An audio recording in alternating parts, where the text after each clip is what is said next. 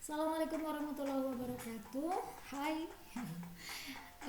Kita jumpa lagi hari ini. Saya akan share sedikit kupasan tentang asesmen kompetensi minimal atau yang biasa disebut dengan AKM. Ya, ini dari hasil diklat saya ya, diklat guru belajar ya. Nah, ini dia asesmen nasional ya, mengganti ujian nasional ya, namanya diganti menjadi asesmen nasional. Apakah sama? Ya jelas beda ya, dari tulisannya udah beda, tapi esensinya juga beda ya. Asesmen nasional tidak mengukur kemampuan siswa secara individu. Ini beda banget nih sama ujian nasional ya, yang mengukur kemampuan siswa secara individu. Jadi ada nilainya dan itu nilai individu itu. Tapi asesmen nasional ini mengevaluasi sistem meliputi inputnya, proses, dan output. Jadi yang dievaluasi adalah sistemnya ya.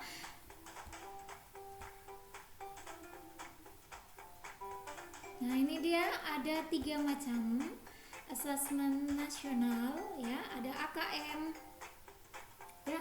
AKM ini mengukur kemampuan murid dari belajar kognitif dalam segi literasi dan numerasi ya, asesmen kompetensi minimal ya.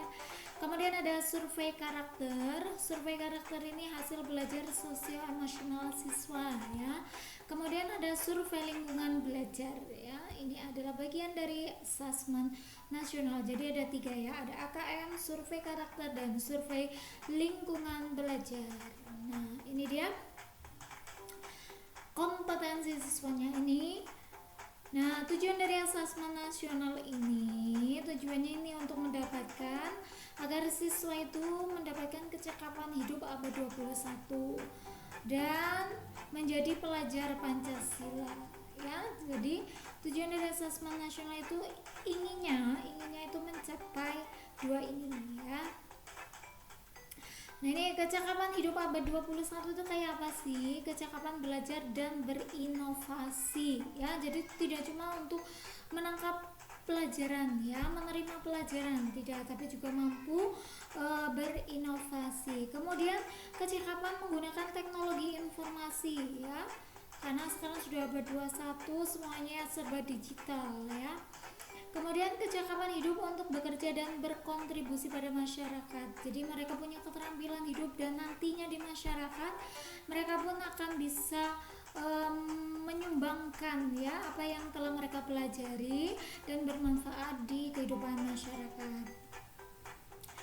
Nah, bagaimana pelajar Pancasila itu? Pelajar Pancasila itu ya berkebinekaan global ya, bineka tunggal ika, bergotong royong, kemudian jadi yang kreatif, bernalar kritis, mandiri, dan beriman, bertakwa kepada Tuhan Yang Maha Esa. Tentunya ini yang pertama ya, harus beriman bertakwa kepada Tuhan Yang Maha Esa.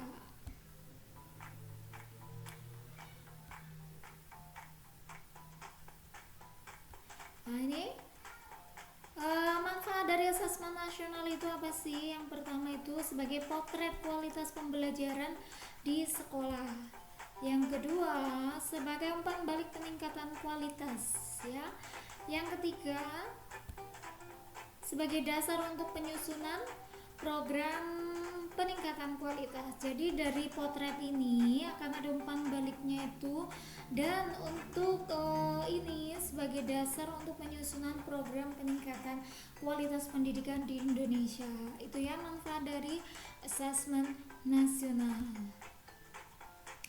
Nah, ini dia asesmen nasional tadi dibagi 3 ya. Nah, ini yang core-nya yang sering lagi dibicarain sekarang ya, asesmen kompetensi minimal atau yang disebut dengan AKM.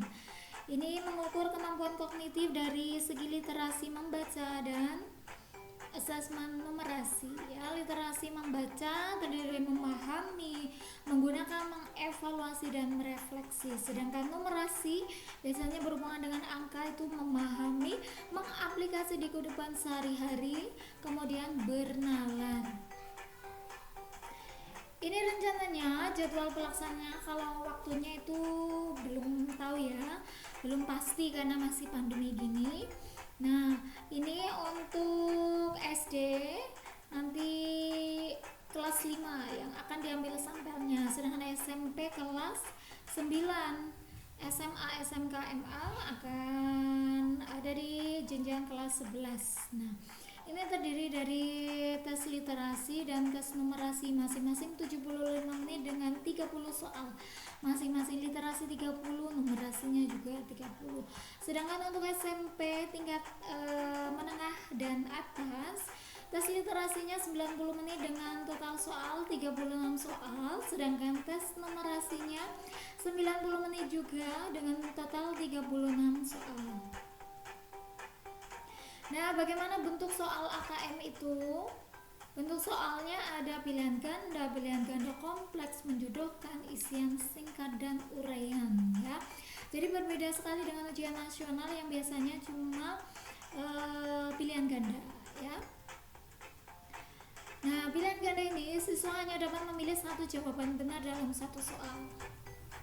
Sedangkan pilihan ganda kompleks, siswa dapat memilih lebih dari satu jawaban benar. Biasanya mungkin kayak checklist gitu ya, lebih dari satu jawaban yang benar. Menjodohkan, siswa menjawab dengan cara menarik garis dari satu titik ke titik lainnya yang merupakan pasangan pertanyaan dengan jawabannya. Kemudian ada isian singkat, ya. Siswa dapat menjawab berupa bilangan atau kata untuk menyebutkan nama benda, tempat, atau jawaban pasti lainnya. Ada juga uraian, siswa menjawab soal berupa kalimat-kalimat untuk menjelaskan jawabannya. Itu dia bentuk-bentuk soal AKM. Nah, itu dia kupas tuntas sedikit tentang asesmen kompetensi minimal yang merupakan bagian dari asesmen nasional. Semoga apa yang ditujukan yang menjadi tujuan dari pemerintah mengadakan asesmen nasional itu tercapai dan sistem pendidikan nasional di Indonesia itu semakin maju. Amin ya rabbal alamin. Terima kasih. Ini slide-nya dari Slides Go ya. Terima kasih banyak. Ini soalnya dari Bang Sound. Wassalamualaikum warahmatullahi wabarakatuh.